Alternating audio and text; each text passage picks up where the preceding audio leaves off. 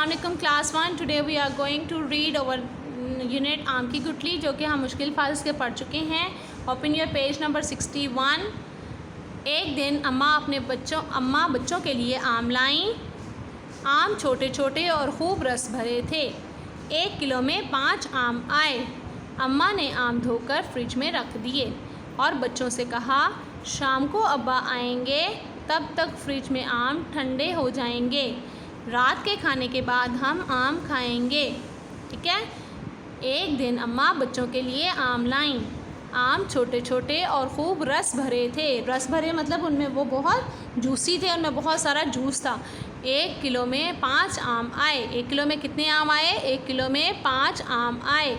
अम्मा ने आम धोकर फ्रिज में रख दिए। कहाँ रखे? फ्रिज में।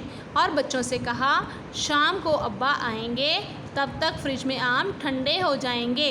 रात के खाने के बाद हम आम खाएंगे। ठीक है। तो आज आपने इतना याद करना है। यहाँ पर डेट मेंशन कर लें और इसको अच्छे से लर्न करें।